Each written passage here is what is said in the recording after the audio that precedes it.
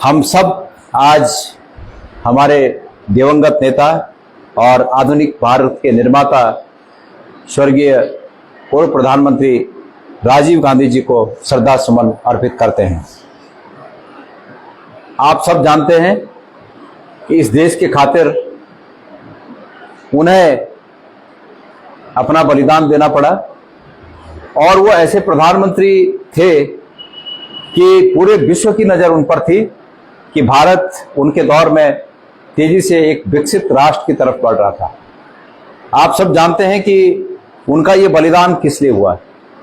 उस समय की राजनीतिक स्थिति ये थी कि हमारे पड़ोसी देश श्रीलंका में आंतरिक युद्ध चल रहा था, गृह युद्ध चल रहा था और उस आंतरिक युद्ध में ऐसी स्थिति आ गई थी कि अमेरिका की सेनाएं श्रीलंका में उतरने वाली थी शांति सेना के रूप में। लेकिन एक बड़े राष्ट्र के पास दूसरे बड़े राष्ट्र की सेनाएं अगर आ जाएं तो सामरिक दृष्टि से और अंतर्राष्ट्रीय हैसियत की दृष्टि से भी ये भारत के स्वाभिमान के खिलाफ था कि अमेरिका की सेनाएं हमारे पास में शांति बनाए रखने के लिए आए। तो इसलिए ये निर्णय किया उस समय कि भाई हम सक्षम हैं कि हम हमारे आस पड़ोस में शांति स्थापित कर सकते हैं, दूसरे देश की सेनाएं यहां ना आए। और अंततोगत्वा ये हस्तक्षेप भारत की सेनाओं को श्रीलंका में करना पड़ा, जिसके परिणाम स्वरूप वहां के आतंकवादी संगठनों को राजीव गांधी जी नजरों में खटक गए। हमारे बीच बहुत से गणमान्य लोग हैं। मैं देख रहा हूं कि वंदे मातरम जी, मैं प्रणाम करता हूं आपको भी, राणा जी हैं, सभी सम्मानित लोग यहाँ पर उपस्थित हैं। नामों की औपचारिकता में तो फिर बहुत वो काम हमारे असवाल जी ने पूरा कर दिया। तो ये हमारा दुर्भाग्य था कि असमय हमारे बहुत ही एक होनहार नेता, जिन्होंने बहुत कम समय में अपनी छाप सिर्फ भारतवर्ष पर ही नहीं बल्कि पूरे विश्व पर छोड़ी, बहुत कम समय में, बहुत कम उम्र में वो हमारे बीच नहीं रहे। ये नुकसान सिर्फ कांग्रेस पार्टी का नुकसान नहीं था, ये नुकसान पूरे देश का नुकसान था, पूरे राष्ट्र का नुकसान था। अगर आज राजीव जी हमारे बीच होते तो देश की तस्वीर कुछ अलग होती। देखिए, मेरा स्पष्ट मानना है, नमस्कार, मेरा स्पष्ट मानना है कि संकीर्णता से किसी देश का, किसी राज्य का, किसी समाज का या किसी परिवार का विकास नहीं हो सकता है। अगर हमारे मन में संकीर्णता है तो संकीर्णता सबसे बड़ी बीमारी है विकास के रास्ते में, सबसे बड़ा रोड़ा है विकास के रास्ते में। इसलिए संकीर्णता को छोड़ना पड़ेगा। दुर्भाग्य से जब राजीव जी हमारे बीच नहीं रहे तो इस देश में संकीर्णतावादी ताकतों को अपने फन फैलाने का भरपूर मौका मिला और आज उसी का परिणाम है जिस स्थिति का चित्रण श्री जगमोहन भंडारी जी ने अभी यहां पर किया। ये उसी स्थिति का परिणाम है। होता यह है कि जब देश का नेता जिस काम को करता है उसके अनुयायी उसी काम को करते हैं और आप भी उसी से प्रताड़ित है, उसी बात से प्रताड़ित है। मैं स्वयं उसी बात से प्रताड़ित हूं। आपने जिस बात का जिक्र किया वो सबके साथ वही है, क्योंकि देश का नेता उसी काम में लगा हुआ है। देश का नेता अपने विपक्ष की पार्टी को विचारधारा के आधार पर नहीं हराना चाहता। देश का नेता, देश में शासित पार्टी आज अपने विरोधियों को सत्ता के ताकत से हराना चाहते हैं। सत्ता की ताकत देश के नागरिकों की ताकत है और उन नागरिकों की ताकत को अपने राजनीतिक विरोधियों को परास्त करने में जो सत्ता में बैठे हुए लोग लगा रहे हैं, ये हमारे भारत के संविधान के निर्माताओं ने कभी कल्पना नहीं की होगी कि ऐसा भी कभी समय आएगा। तो ये नुकसान इसलिए हुआ कि आपके जैसे लोग, आपके जैसे नेता हमारे बीच नहीं रहे। ये उनका अल्पायु में अवसान संपूर्ण भारत के लिए नहीं बल्कि विश्व के तमाम उन देशों के लिए भी जो लोकतंत्र में विश्वास करते हैं और अपने अपने देशों में लोकतंत्र को फलाना फुलाना चाहते हैं, उन सब के लिए एक बहुत भारी क्षति थी, बहुत भारी नुकसान था। आदरणीय साथियों, भंडारी जी ने कहा, व्यास जी ने ये कहा कि मेरे बारे में कहा कि वो मुझ में संभावनाएं देखते हैं। मैं ये मानता हूं व्यास जी मैं मानता हूं कि नेतृत्व का मकसद, नेता का मकसद सिर्फ सत्ता प्राप्त करना ही नहीं, नेतृत्व का मकसद समाज को सही दिशा देना भी है। अगर हम एक राजनीतिक दल है और नेतृत्व अगर उस मंजिल तक पहुंचता है जहां हमें सत्ता प्राप्त होती है, तो तब हमें आम लोगों को सत्ता के माध्यम से अच्छा रास्ता दिखाना है। लेकिन अगर हम सत्ता तक नहीं पहुंच पाए तो जहां पर हम हैं यहां से हमको आम लोगों को सही रास्ता दिखाने के लिए आवाज उठानी पड़ेगी, और मैं हमेशा उस आवाज को उठाते रहता हूं। मैं ये मानता हूं कि नेतृत्व उसे कहा जाता है कि वो आदमी जीता हो या हारा हो, लेकिन वो समाज के प्रति उसकी जवाबदेही का एहसास उसे रात दिन हो, 24 घंटे हो, हफ्ते के 7 दिन हो, और सामाजिक जीवन में कभी कोई छुट्टी का दिन नहीं होता। भाई रात को 12 बजे भी अगर कोई ऐसी आवश्यकता पड़ी तो आपको तैयार रहना है। तो इसलिए हम उस दिशा में हैं, और निश्चित रूप में यहां पर हमारे सभी कांग्रेस के बहुत ही वरिष्ठ लोग हैं। ऐसा कहा गया है कि चल उठ बांध कमर फिर देख खुदा क्या देता है। अगर हिम्मत अगर सबने की तो निश्चित रूप में हम उस मुकाम को हासिल करेंगे जिस मुकाम की प्रेरणा स्वर्गीय राजीव गांधी जी हमें देते हैं। स्वर्गीय राजीव गांधी जी, आप लोगों ने कहा, ये जो अभी हमारे हाथों में कैमरे आए हैं, ये सूचना क्रांति आई, ये उनकी देन है। इस देश में कंप्यूटर उनकी देन है। मैंने एक जगह पढ़ा, एक जगह लिखा था, भाखड़ा नंगल बांध, भाखड़ा डैम जब बन रहा था तो उस समय देश में आजादी के बाद की बातें हैं ये। आज की स्थिति तो अलग है, तब की स्थिति अलग थी। आज भारतीय जनता पार्टी बोलती है, हमारे विपक्ष के लोग बोलते हैं कि कांग्रेस ने 70 साल में क्या किया। यकीनन बोलने वाले लोग जो ये बोलते हैं कि कांग्रेस ने 70 साल में क्या किया, उन लोगों की शिक्षा भी कांग्रेस के द्वारा बनाए गए स्कूलों में हुई होगी, और वो इस लायक तब बने कि कांग्रेस ने उन्हें शिक्षित किया, तब जाके बोल रहे हैं कि कांग्रेस ने 70 साल में क्या किया। तो जब भाखड़ा नंगल डैम बन रहा था तो ये हुआ कि भाई डैम बनाना है तो ज्यादा से ज्यादा श्रमिकों का उपयोग वहां किया जा सके ताकि श्रमिकों को रोजगार मिले। तो वो किसी विदेशी देश के सहयोग से वो डैम बना। तो जब उसके स्पेशलिस्ट, उसके विशेषज्ञ वहां आए तो उन्होंने कहा भाई आप इसको मशीनों से भी कर सकते हैं, क्योंकि उस देश में मशीनें पहले से बनी होंगी, जेसीबी वगैरह जिस तरह की मशीनें होती हैं पहले से बनी होंगी। और जब ये बात उन्हें पता चली कि इस देश के लोगों को ये भी जरूरी है, आवश्यक है कि भाई लोगों को रोजगार देना है, इसलिए उन्होंने कहा भाई ऐसा है, अगर तुम्हारा मकसद डैम बनाना है तो मशीनें लाइए, उत्कृष्ट मशीनें लाइए, विकसित मशीनें लाइए, और डैम को समय पर बनाइए या समय से पहले बनाइए, अगर मकसद डैम बनाना है। और अगर मकसद सिर्फ रोजगार देना है कि भाई इनको डैम के काम करने के लिए रोजगार मिल सके, अगर वही मकसद है तो फिर ये व्हीलचेयर फावड़े भी क्यों, फिर हाथों से ही करो, और लंबा टाइम तक रोजगार मिलेगा। तो उसी प्रकार जब ये कंप्यूटर आया तो विपक्ष के लोगों ने बड़ा क्रिटिसाइज किया, अरे साहब बेरोजगारी हो जाएगी, बेरोजगारी हो। बोला ना, हम सब यही है, सब जानते हैं कि भाई कंप्यूटर 1000 आदमी का काम एक कंप्यूटर कर रहा है तो बेरोजगारी आ जाएगी, बेरोजगारी आ जाएगी। लेकिन आज जब इस कंप्यूटर के क्षेत्र में हमने महारत हासिल कर दी तो अमेरिका जैसे देश में भी हम यहां से मानव संसाधन भेजकर और इस क्षेत्र में बुलंदी पर हैं। आज अधिकांश सबसे बड़ा क्षेत्र रोजगार का ये कंप्यूटर का, सूचना क्रांति का क्षेत्र बना हुआ है। ये दूरदृष्टि राजीव गांधी की थी। ये जब कंप्यूटर की बात आई तो बीजेपी के नेता बैलगाड़ी लेकर गए संसद में, याद होगा आप लोगों को। बीजेपी के नेता संसद में बैलगाड़ी लेके गए कि कंप्यूटर की बात ठीक नहीं है, उचित नहीं है। मेरा ये कहना है कि राजीव गांधी जी विकसित विचारों के व्यक्ति थे और इस देश को विकसित बनाना चाहते थे। आज जहां भी हम हैं उसमें कम समय के ही प्रधानमंत्रित्व का उनका कार्यकाल रहा हो, लेकिन जहां भी आज भारत खड़ा है उसमें बड़ा योगदान राजीव गांधी का है। हम उनके ऋणी हैं और उनके प्रति श्रद्धा सुमन अर्पित करते हैं। मैं आज आप सब लोगों के यहाँ पर दर्शन मुझे मिले, मैं आपका धन्यवाद ज्ञापित करता हूँ। जब जब आप मुझे बुलाएंगे मैं आपके बीच रहूंगा। आदरणीय व्यास जी, आपने कहा कि हम 1600 से विधानसभा में पीछे रहे और लोकसभा में हम बड़ी मार्जिन के साथ पीछे हो गए।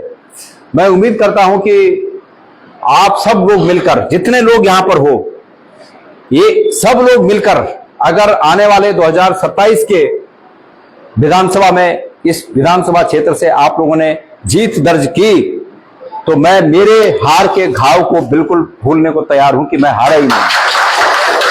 मुझे 2027 की जीत इस विधानसभा क्षेत्र से चाहिए और मेरा दायित्व होगा कि जिस लोकसभा क्षेत्र को मैंने, जिसमें पार्टी के कैंडिडेट के रूप में चुनाव लड़ा, मैं समय समय पर जब आप लोग कहेंगे, मैं 14 के 14 विधानसभाओं में रात और दिन मेहनत करने के लिए तैयार हूं। मैं कांग्रेस के कार्यकर्ताओं का अपने सोशल मीडिया के माध्यम से, जो भी आप लोग मुझे रिकॉर्ड कर रहे हैं उनके माध्यम से, मैं कांग्रेस के तमाम कार्यकर्ताओं का आह्वान करना चाहता हूं कि चल उठ बांध कमर, फिर देख खुदा क्या देता है। और आप सत्ता लाइए और उसके बाद इस प्रदेश में जो सबसे बड़ी आवश्यकता है, इस प्रदेश में जो सबसे बड़ी आवश्यकता है वो है रोजगार की, स्थानीय स्तर पर रोजगार की। मुझे वो काम करना है। कोई कहता है कि आपकी अभी अभी ऊपर बैठ के बात हो रही थी, नेताओं के होते हैं भाई, जो लोग राजनीति में हैं उनकी महत्वाकांक्षाएं होती हैं कि मैं फलाने पद को प्राप्त करूं, लेकिन गणेश गोदियाल का मकसद सिर्फ ये है कि हम इस प्रदेश में बेरोजगारी को समाप्त कर सके। और ये हो सकता है, ये संभव है। ये अगर चोरी चकारी बेईमानी को बंद कर दिया जाए तो इस प्रदेश में स्थानीय स्तर पर सभी लोगों को जिनको रोजगार चाहिए उनको रोजगार दिया जा सकता है। आदरणीय प्रधानमंत्री जी उत्तराखंड में जब आए तो एक बहुत सुना सुनाया डायलॉग उन्होंने कहा कि पहाड़ का जवानी और पहाड़ का पानी कहते हैं पहाड़ के काम नहीं आता है। लेकिन उनके कार्यकाल के बाद पहाड़ की जवानी कितना पहाड़ में रुकी, इसका हिसाब भी उनकी सरकारों को देना चाहिए। तो मैं उम्मीद करता हूं कि हम सब लोग एक होंगे। देखिए, कहा गया है संगे शक्ति कलयुगी। ये समय बुरा जरूर है। अभी हमारे युवा साथी नवीन भंडारी जी मेरे साथ बैठे हुए थे, अभी यहीं पे थे, इधर उधर होंगे कहीं, वहां है, ये अभी ऊपर बैठे थे हमारे साथ। तो सरकार इन पर भी जो है गलत तरीकों से, जो जनता ने उन्हें शक्ति दे रखी है अपने विकास के लिए, उस शक्ति का प्रयोग उनके विध्वंस में सरकार लगा रही है। तो मैंने उनको कहा कि तुमने और तुम्हारे पूर्वजों ने, तुम्हारे परिवार ने जो बनाया है वो सच्चाई है, लेकिन जो इस पर सरकार की कुदृष्टि है वो एक ग्रहण है। और जो सच्चाई है, सूर्य सच्चाई है, सूर्य पर थोड़ी देर के लिए ग्रहण लग सकता है, लेकिन वो समय के साथ वो ग्रहण टल जाता है और वो सूर्य सच्चाई के साथ सामने आ जाता है। तो तुम्हारे परिवार का जो कृतित्व है अभी तक का, वो सच्चाई है, वो सूर्य के समान सत्य है, उसने अक्षुण्ण रहना है, उसको कोई कुछ नहीं कर सकता। ये ठीक है कि थोड़े समय के लिए उस पर दिक्कत पैदा करके ग्रहण लगाने की जो कोशिश करने वाले हैं, वो समय के साथ वो भी सब इधर उधर हो जाता है, वो ग्रहण भी निकल जाता है। तो इसलिए संगे शक्ति कलयुगी, सब एक रहिए। किसी पर विपत्ति आती है, सब एक होइए, एक एक करके तोड़े जाओगे। आपने, भंडारी जी ने अपनी बात कही, मैं लोकसभा में चुनाव लड़ा, जिस दिन मेरे को टिकट मिला उस दिन बड़े बड़े नेताओं के फोन आ गए, अजीत साहब गलत, मतलब वही विपक्ष वालों के दबाव बनाया, आपका बुरा हो जाएगा, ये हो जाएगा। मैंने कहा भाई हो जाए जो बुरा हो जाए, हम तो बेईमानी नहीं कर सकते, गलत नहीं कर सकते। तो ऐसा हुआ कि 31 मई को मेरे पे एक्स पार्टी डिमांड फिक्स कर दी गई करोड़ों रुपए की। मेरा होना कुछ नहीं है, बाल नहीं बिगाड़ सकते मेरा, क्योंकि मैंने गलत किया ही नहीं है। पर होता यह है कि कागज की लड़ाई में कागज चाहिए। अब ढूंढो 10 साल पुराने कागज, 15 साल पुराने कागज ढूंढो। मैंने अब और किया भी कहां, बंबई में। आने जाने का झंझट अलग है कि वहां जाना पड़ेगा, केस लड़ना पड़ेगा, मतलब लड़ना तो पड़ेगा ही, कर कुछ नहीं सकते। पर वो जो अलजायल, मतलब गढ़वाल में बोलते ना अलजायले, वो अलजट लगायल। पर कोई बात नहीं, हम टूटने वाले लोग नहीं, क्योंकि ये जो सत्य के लिए लड़ाई लड़ने का जो जज्बा है, ये भी कांग्रेस के नेताओं से हमने सीखा है। वो भी तो लोग थे, मोतीलाल नेहरू बड़े आदमी थे, उनके बेटे जवाहरलाल नेहरू थे। तो जवाहरलाल नेहरू भी सोचते उस समय कि यार छोड़ो, ये आजादी के आंदोलन में क्या रखा है, मेरे बाप के पास तो अकूत संपत्ति है, हम तो जिंदगी भर ठाठ से रहेंगे। अगर वो भी सोचते। महात्मा गांधी भी ठीक ठाक परिवार से थे, उनके बपौती से राजा के, उस वहां के जो स्थानीय राजा थे उनके यहाँ उनके पिताजी का अच्छा दखल था और वो विदेश में जाके उन्होंने बैरिस्ट्री पढ़ी, वो भी अच्छे वकील थे, वो भी सोचते कि मैं अच्छा जीवन जीऊंगा, वो क्यों त्याग करते? अगर ये लोग त्याग नहीं करते तो आजादी कहां से मिलती? आपको पता है महात्मा गांधी जी ने कपड़े क्यों छोड़े? किसी को पता है? एक महिला बिहार में जब वो बिहार के दौरे पर गए थे तो बिहार के दौरे पे एक परिवार में खाना खाने गए हो, जब वो विदा होने गए तो उन्होंने उस परिवार के मुखिया को कहा कि भाई आपकी मां से तो मैं मिल गया, अब आपकी पत्नी से मैं जा रहा हूं, उनसे भी मिला दो। उन्होंने बहुत अच्छा भोजन बनाया। तो थोड़ी देर में पत्नी आई, तो फिर उन्होंने फोटो खींचने वाली कोई बात थी कि फोटो खींचनी है पूरे परिवार के साथ, तो उन्होंने कहा मां को भी बुला दो। फिर पत्नी अंदर गई, फिर मां आई, उन्होंने कहा भाई एक साथ बुला दो। तो मुखिया ने कहा कि साहब माफी चाहते हैं, कान में कहा असल में घर में मामला यह है कि कपड़ा एक ही है, साड़ी एक ही है, और जब आप बुला रहे हैं तो साड़ी बदल करके आ रही है और इसलिए वो एक ही आ सकती है। महात्मा गांधी जी ने वहीं अपने सर्वस्त्र वस्त्र त्याग दिए और एक धोती पहनकर वहीं से निकले और इस देश को आजादी के अंजाम तक पहुंचाया।